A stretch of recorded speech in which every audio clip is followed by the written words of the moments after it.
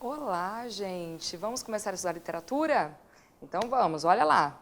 Hoje nós vamos começar com a introdução aos estudos literários. Esses estudos literários são aquele comecinho da literatura, aquilo que você tem que saber para continuar as escolas literárias e estudar as obras. Então, nesse comecinho, nós vamos diferenciar a arte, a literatura, definir o que é o texto literário, o texto não literário e, além do mais, falar sobre os gêneros literários, tá? O nosso assunto de hoje é um assunto bastante interessante, porque nós vamos falar a respeito da linguagem da literatura, da linguagem da arte, tá? Vamos ver qual é o conteúdo de hoje? Olha só, nós vamos estudar a literatura e a arte como representação, nós vamos ver a arte da literatura, a linguagem literária e os recursos da linguagem literária.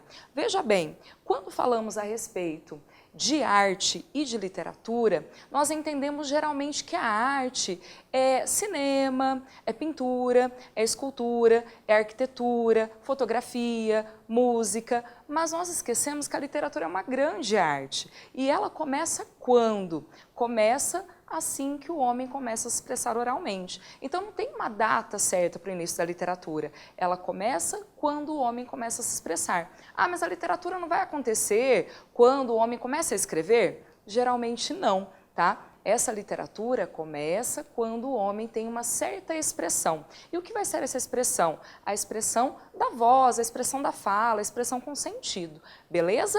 Olha só, gente. Aqui nós temos uma tirinha exatamente para falar a respeito dessa expressão. Pensa bem, lá no Paleolítico, lá no Neolítico, quando o homem não conseguia se expressar oralmente, como é que ele se expressava?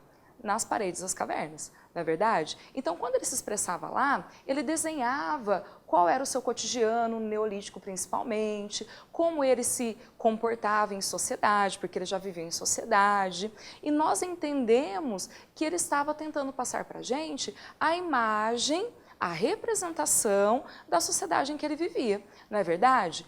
Com o advento da fala, quando a história realmente começa, esse homem começa a se expressar de uma forma um pouquinho mais clara. E aí nós temos uma definição, o que é a linguagem verbal e o que é a linguagem não verbal. A linguagem não verbal vai ser a imagem, aquilo que eu falei a respeito das cavernas, por exemplo. E a linguagem verbal vai ser o texto. O texto não necessariamente escrito, pode ser falado também. Por exemplo, eu estou aqui conversando com vocês e eu estou fazendo sinais gestuais. Isso é a minha linguagem não verbal. Você consegue ver na minha expressão facial, no meu gestual, aquilo que eu estou querendo transmitir para você. E na linguagem verbal, que é a minha fala, você consegue me entender, consegue entender os sentidos daquilo que eu estou criando. Tudo bem? Vamos ver um exemplozinho? Geralmente, nas tirinhas, nas histórias em quadrinhos, nós temos esses dois tipos de linguagem, a linguagem verbal e a linguagem não verbal. Onde é que nós vemos geralmente o não verbal? O não verbal está aqui, nas imagens, nos desenhozinhos. E o verbal está aqui no que está escrito. Então, por exemplo, nesse caso aqui específico, a menininha fala para o jovenzinho, podemos parecer pouco, pode parecer pouco, mas de tijolinho em tijolinho, então eles vão colocando, ó, você vê eles colocando esses tijolinhos, isso significa que eles estão construindo uma parede. Ademais, nessa segunda parte, você vê o resto da fala. Podemos construir os maiores muros. Muros não. E depois vem a conclusão. Podemos construir pontes. Então, onde está o sentido? O sentido está na fala e o sentido está na imagem. Tudo bem? Então, qual é a diferenciação dentro da linguagem que você vai ver na literatura, principalmente, tá? A linguagem verbal, a linguagem não verbal. Ah, mas esse quadrinho aqui, essa tirinha, que tem tanto a fala quanto o desenho, ela é o quê? É uma linguagem mista. Então, ela vai ser a linguagem verbal e não verbal juntas. Geralmente, nós vemos isso nessas tirinhas, nesses quadrinhos. Tudo bem? Gente, olha essa imagem aqui. Essa imagem é uma representação do que é bonito, do que é belo. E aí você pergunta, para que serve a literatura? Por que eu tenho que estudar literatura sempre? A literatura, gente, é uma representação da beleza, é uma representação do feio, é uma representação da vida, é uma representação dos sonhos. Então, na literatura, você tem a possibilidade de entender tanto aquilo que é próximo à sua vida, à sua existência, como aquilo que é muito longe da sua realidade. Por exemplo, às vezes nós lemos algumas obras literárias que têm a ver com momentos históricos que você não esteve presente e dá até vontade de voltar para aquele momento, não é verdade? Outras vezes você lê livros que são muito próximos da sua realidade ou que ainda representam uma realidade social que é do seu tempo, mas que não é próxima a você. Vou dar um exemplo, Cidade de Deus. Talvez não seja a realidade de muitos, mas seja a realidade de outros. Então, nessa obra Cidade de Deus, o que nós percebemos é a representação de uma realidade factual, porém, não é a realidade de todos. Agora, quando você lê, por exemplo, Harry Potter, no Harry Potter, nós temos a representação de algo que não pertence à realidade, mas isso significa que você lê o Harry Potter exatamente para dar aquela viajadinha, para ir para outro mundo, para fantasiar. E essa é uma função da literatura, que está associada a um conceito chamado estética. Gente, olha essa imagem aqui. Essa imagem aqui representa o nascimento da Vênus, tá? E quem é essa Vênus? A Vênus é uma divindade grega, romana, então se entende a Vênus como essa divindade, é um mito, tá? Quando essa imagem foi feita, lá no período do Renascimento, mas por que você está falando de arte? Como eu falei hoje, arte e literatura estão atrelados, tá? Essa imagem, quando foi concebida, ela expressava 3 coisas, a beleza, a harmonia e a perfeição. Então ela queria representar o máximo da beleza, o máximo da harmonia e o máximo da perfeição. Será que ela consegue? Dá uma olhadinha nessa imagem. Ela é muito bonita, ela tem cores agradáveis, ela tem imagens que tentam representar uma pessoa bonita ou pessoas bonitas. Só que se você observar bem, você vai notar, por exemplo, que essa Vênus tem um pescoço um pouquinho desproporcional com o corpo dela. Além do mais, parece que o braço dessa Vênus está meio desconjuntado, ou seja, ela não é tão perfeita assim, ela não é tão bela assim. E é isso que a estética passa para a gente, que os sentimentos daquele que fez a obra estão muito relacionados aos nossos sentimentos. Se eu, por exemplo, vejo essa imagem aqui com todos os meus sentimentos, talvez eu nem perceba que ela tem alguns defeitinhos, mas se eu olho essa obra com um pouquinho mais de razão, eu vou notar que ela tem essas falhazinhas, que não chegam a deixá-la feia, obviamente. Mas por que você está falando de sentimento e de razão? A razão é uma maneira de interpretar a obra literária. Geralmente, muitos escritores tentam colocar a razão como algo primordial dentro da obra literária. Outros escritores vão trabalhar simplesmente com os sentimentos. Então, o que nós entendemos disso? Que o sentimento e a razão estão naquilo que eu falei para vocês. Sentimento para provocar aquelas sensações, de você dar aquela viajada, de você lembrar um amor do passado, de você se lembrar de um momento da infância, e a razão para você entender, por exemplo, algo que está acontecendo socialmente, uma guerra, um momento político. Então, se, por exemplo, você lê um livro que fala a respeito da história de alguém que passou por uma guerra ou alguém que passou por um período militar, isso está relacionado mais à razão do que ao sentimento, porque eu vou refletir a respeito desse momento histórico, eu vou refletir a respeito dessa situação desse indivíduo na história, tá? Então, isso é o aspecto estético, você entender não só a beleza, porque a estética é a beleza da obra com o sentimento, mas a beleza da obra com o seu sentido, belezinha? Olha só, gente, agora tem uma imagem que você consideraria feia, não é verdade? Talvez você nunca colocaria um quadro desses lá na sala de casa, não é? Essa imagem aqui representa o Saturno, que seria o Cronos, comendo seus filhos, porque talvez você se lembre lá daquela história da mitologia, tá? Que o Cronos, muitos viram no Percy Jackson, não é verdade? Que o Cronos acaba comendo seus filhos com medo que algum deles tome o seu trono, não é? Nesse caso aqui, olha o pavor desse ser, desse titã, ao comer esses filhos. Por que ele come? Porque ele está tentando se salvar, ele está desesperado. E possivelmente Essa imagem, vamos ver aqui num destaquezinho, essa imagem que irá representar para a gente todos os sentimentos que esse ser aqui teve. Mas olha só, será que só esse ser teve esses sentimentos de pavor, de angústia, de terror, por passar por uma situação hostil, por passar por uma situação que ele nunca pensou imaginar na vida, ele nunca pensou viver na vida, perdão? Ele está representando todos os nossos erros, ele está representando todas as nossas falhas, ele está representando mais do que isso, ele representa quem nós somos como seres humanos, porque naquela imagem anterior, que nós vimos ali da Vênus, ela representa uma perfeição, algo idealizado, e a literatura e a arte não são formados só disso. Aqui nós temos um personagem que, embora mitológico, representa tudo aquilo que nós temos quase que diariamente, os nossos pavores, os nossos horrores, e ele está muito mais próximo da gente, embora essa imagem não seja agradável aos nossos olhos.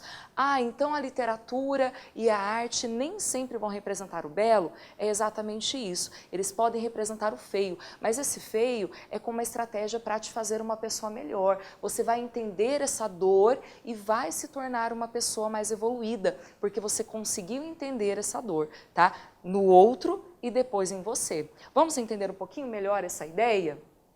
Quando nós falamos de cânone, gente, mas o que é isso? Você acabou de falar de estética, vamos falar de cânone agora? Porque é uma definição dentro da literatura também, tá? O que é um cânone? Você está percebendo aqui o Homem Vitruviano, do Leonardo da Vinci, e essa imagem que é uma imagem canônica, ou seja, ela perpassou os séculos. Ela existe há muitos séculos, ela existe há muito tempo. E todo mundo lembra dessa imagem, porque o Leonardo da Vinci falava a respeito da perfeição do ser humano. Então, se ele está nessa posição, é porque a simetria do corpo humano está sendo estudada.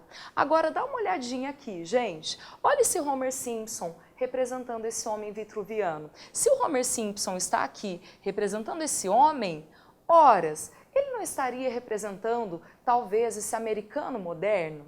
Veja bem, o homem vitruviano do Leonardo da Vinci é magrinho, o Homer Simpson nem tanto. O homem vitruviano do Leonardo da Vinci representa a beleza, a harmonia, a perfeição. E esse Homer Simpson representa um homem que assiste TV, que come fast food, que bebe cerveja, e ele é o famoso bobão americano, não é verdade? Então, o cânone é aquilo que vai mudando de acordo com o tempo. Será que o gosto literário muda de acordo com o tempo? Será que as pessoas, em uma determinada época, gostam de determinado tipo de obra literária, em outro momento elas já gostam de outra? Os movimentos literários que você já deve ter estudado, um ou outro, não são a respeito disso? Por que um movimento literário acaba e outro começa a aparecer? Porque o cânone vai mudando, as obras clássicas vão se alterando. Aquilo que o povo gosta deixa de ser agradável com o passar do tempo, porque eles se cansam disso. Tudo bem? Olha lá, gente. O que é representação? Sabe que a obra artística representa alguém, representa algo, representa aquilo que nós somos? Dá uma olhadinha aqui, gente. O que nós temos? Aqui nós temos um cachimbo, tá? Então você vê a imagem de um cachimbo. Aqui embaixo, em francês, está escrito, isso não é um cachimbo. Horas, se está uma imagem aqui do cachimbo e embaixo está escrito, isso não é um cachimbo, você pode pensar assim, horas, essa imagem quer me enganar. Esse é o intuito da literatura. Às vezes a literatura, a arte, te enganam, porque eles falam que algo é a representação ou que algo é a vida. Veja bem, será que se eu pegar essa imagem aqui, imagina o René Magritte, que fez essa imagem, esse quadro, fez uma tela, tá? Será que eu posso pegar a tela e fumar a tela? Não do jeito que eu fumo um cachimbo, não é verdade? Então, se o René Magritte desenhou esse cachimbo, se ele representou esse cachimbo e ele fala para você que isso não é, isso significa que isso é uma representação. Deixa eu te explicar um pouquinho melhor. Por exemplo, você pode se lembrar aí das aulas de arte, lá do seu ensino fundamental, talvez. E aí, muitas vezes a professora falava para você, horas, desenhe uma árvore, desenhe o sol, desenhe uma estrela. Será que você realmente desenhava o sol? Será que você realmente desenhava a árvore ou a estrela? Não, você representava o sol. E a representação depende do quê? Depende das minhas habilidades para desenhar. Tem gente que desenha super bem, tem gente que não. Depende das minhas definições de cor, de sombra, e depende também da minha visão de mundo. Por exemplo, se hoje eu estou mal-humorado, eu posso desenhar um sol todo deformado, ou um sol, se hoje está muito calor, eu desenho o sol todo derretendo, por exemplo. Se eu estou feliz, porque após várias semanas de chuva fez sol, logicamente vou desenhar um sol radiante, um sol que representa a minha felicidade em vê-lo. Então a representação tem tudo a ver com quem eu sou e o que eu estou sentindo naquele momento. Então não tem a ver só com a possibilidade de eu entender o mundo, mas tem a ver com o meu estado de espírito. Então a obra de arte, a literatura, veja bem, faça análise. A obra de arte, a literatura, os filmes, as músicas, a fotografia, todos eles são uma representação da realidade. Ah, mas tem filme que não representa a realidade, porque eles colocam aquele povo lá num monte de planetas que eu nem sei se existem, aquelas naves, aquelas pessoas estranhas. Isso não é representação da realidade. Gente, de certa maneira é sim. Sabe por quê? Porque embora sejam pessoas que não existem em planetas que você nem imagina se existem ou não, eles têm relações humanas muitas vezes. Eles têm amizade, eles têm ódio, eles têm rancor, eles têm amor, eles têm vingança. Ou seja, eles têm um pouquinho dessa representação de quem é o ser humano. E por meio dessas histórias, será que nós não aprendemos esses valores de quem somos e de quem nós podemos ser aprendendo com essas narrativas? É claro que sim. Então, quando nós falamos a respeito de representação, um conceito interessante da literatura, ela é a representação da realidade. Só que ela pode ser a representação da minha realidade factual, dos fatos que acontecem aqui na minha vida, ou de uma realidade interior, de uma realidade platônica. Imagine o mundo das ideias, lá do Platão. Eu posso imaginar altas coisas acontecendo comigo, mas elas acontecem só na minha cabeça. Por exemplo, lembra quando você era criança e se apaixonou por alguém e essa pessoa nunca soube que vocês namoravam, por exemplo? O relacionamento acontecia onde? Lá na sua cabeça. E era perfeito. E, por exemplo, imagine que isso aconteceu comigo e eu resolvi escrever um livro. É a representação de uma realidade? É. Que realidade? Aquela que está aqui na minha cabeça. Então, representação pode ser do factual ou de aquilo que eu crio. Continuando, gente, estamos falando de representação, não é? Será que os filmes são essa representação? Será que as histórias que nós lemos ocasionalmente são essa representação? Com toda certeza. Então, eu coloquei aqui vários casos, série Divergente. E outra coisa, será que algo próximo da série Divergente não pode realmente acontecer em alguma sociedade? Isso é chamado de distopia. O que é distopia? Quando você imagina algo não ruim, mas algo diferente acontecendo para a sociedade no futuro. É meio que o contrário da utopia, que é o sonho. Então, a série Divergente, por exemplo, é algo que pode acontecer num futuro próximo. O Laranja Mecânica, o Matrix, o Black Mirror ou ainda o Star Wars tem o quê? Personagens que geralmente mostram pra gente que a realidade deles está muito próxima da nossa. Eles moram em outros planetas, eles moram em outros lugares, eles vivem situações muito esdrúxulas, porque são muito diferentes da nossa, mas eles estão relacionados à nossa realidade porque eles têm os mesmos sentimentos, eles vivem as mesmas relações e muitas vezes eles passam por guerras, eles passam por embates diferentes dos nossos. Mais ou menos. São guerras por poder, são guerras por sobrevivência, guerras por comida, guerras familiares, ou ainda questões tecnológicas. Então, todos eles estão relacionados, querendo ou não, à nossa realidade. Então, isso é representação. Tá? O cinema, a literatura sempre representam, de certa maneira, uma realidade. Belezinha, gente? Quais são, então, as funções da literatura? Tá? Eu coloquei aqui para vocês algumas delas, mas qual é a função dessa obra literária? Olha só, gente, quando eu leio um livro, qual é meu intuito? Me distrair? Então eu me divirto quando eu leio um livro? Ótimo! Além do mais, se eu leio uma história bem distante da minha realidade, eu vou viajar com ela. Pensa bem, se você lê uma obra que fala a respeito de séculos atrás, eu viajo para aquele tempo. Se eu leio uma obra que fala a respeito de uma cultura muito distante da minha, eu viajo para aquele lugar. Então, o viajar é uma característica da obra literária, tudo bem? Além do mais, a literatura vai fazer um papel social. Tá? E que papel social é esse? Fazer com que eu entenda, como eu já disse, os contextos sociais dos mais variados lugares, das sociedades mais variadas e, além do mais, dos mais variados tempos. Então, quando se fala a respeito de literatura como uma obra social, ela funciona muito bem e em variados períodos, e em inúmeros períodos ela vai funcionar super bem. Tá? Então, dessas funções da literatura, vamos entender, ela diverte, ela nos faz viajar, ela nos faz reconhecer uma realidade e ela faz com que nós nos entendamos muitas vezes. Muitas vezes você lê o livro e você se entende, tudo bem? Continuando aqui, gente.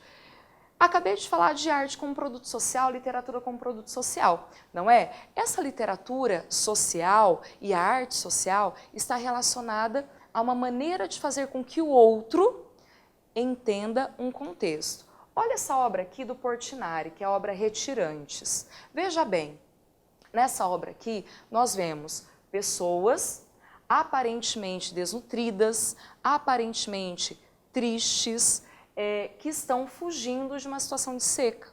E quando você vê essas personagens aqui, você sente alguma coisa, não é? Por mais que você talvez não compadeça, não se compadeça pela situação deles, você talvez sinta uma certa culpa, ou você fica pensando se isso acontecesse com você, com a sua família, como seria.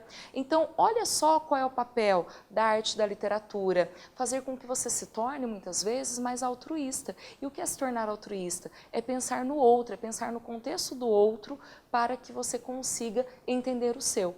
Está claro, gente? Olha só, aqui eu coloquei um trechinho de um poema exatamente para você entender a literatura nesse aspecto. Olha só o que o poema diz. Estás presa à vida como numa jaula. Estamos todos presos nessa jaula que Gagarin foi o primeiro a ver de fora e nos dizer, é azul. Gagarin é quem? O Yuri Gagarin. Então estamos presos nessa jaula que é a Terra.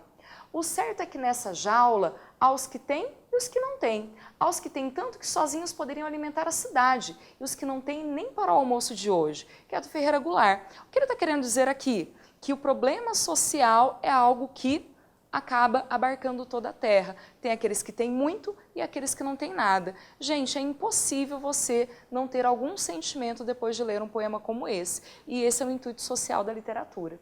Olha só, gente, quando falamos a respeito do real e da representação, dá uma olhadinha. Esse aqui é um quadro super famoso do Pablo Picasso, que se chama Guernica. E nesse quadro aqui, ele representa, nessa imagem, ele representa os horrores de um ataque que aconteceu durante a Guerra Civil Espanhola, ataques alemães durante a Guerra Civil Espanhola. Então, muita gente morreu. Foi um bombardeio aéreo, algo horrível. E o Pablo Picasso representa isso por meio de uma obra artística. Então, isso aqui é uma representação, certo? Agora, dá uma olhadinha aqui. Isso aqui é a imagem real desse ataque, é uma fotografia desse ataque. Quando você dá uma olhada nessa imagem, você vê a desolação, você vê as ruínas, você vê gente caminhando, mas quando você vê essa imagem aqui, você se solidariza um pouquinho mais. E sabe por quê? Porque geralmente a arte tenta representar o sentimento. Então esse sentimento presente nessa obra vai nos fazer lembrar de talvez uma situação que tenha acontecido com a gente, não que você tenha passado por uma situação de guerra, mas que você se lembra de uma situação como essa, de tortura, de angústia, de martirização, e aí então você começa a solidarizar com essas personagens que estão aqui, tá? Então a representação está associada a uma representação mais real, quando se fala de fotografia, por exemplo, ou de uma representação mais próxima do abstrato, quando se fala de sentimento. Passando aqui um pouquinho adiante, gente, para a gente começar a arrematar o nosso conteúdo, tem as funções da literatura, tá? E que são essas funções da literatura? Tem um teórico chamado Antônio Cândido, e vocês serão cobrados em provas a respeito dele, que falam a respeito das 3 funções da obra literária, tá? Eu coloquei aqui para vocês essas 3 funções e quais são elas? A primeira é a função psicológica. Então, uma obra literária, ela sempre vai cumprir o papel de conseguir chegar no nosso psicológico. E o que é chegar no nosso psicológico? Nossa cabeça, nosso cérebro tem necessidades, tem vicissitudes. E, logicamente, essa função psicológica vai chegar às nossas necessidades, tá? Além do mais, temos a função humanizadora. E o que é ela? É a função que faz com que você se torne alguém melhor depois de ler a obra literária. E, por fim, nós temos a função educativa, que é aquela que vai mostrar pra gente que geralmente nós aprendemos algo. E educativo está relacionado a realmente isso. Você lê um livro e aprende um fato histórico, por exemplo. Então, olha só, psicológica atinge as nossas necessidades, a função humanizadora nos faz pessoas melhores e a função educativa faz com que nós possamos aprender algo, tá bem? Gente, hoje esse conteúdo é bastante cobrado em alguns vestibulares, o Enem cobra bastante, porque o Enem tem as linguagens e códigos, a prova de linguagens e códigos, então você associa imagem, contexto e tudo mais, tá? Então, prestem bastante atenção, guardem essas informações e nas próximas aulas nós vamos falando a respeito de linguagem literária, gêneros literários e os movimentos literários. Até logo!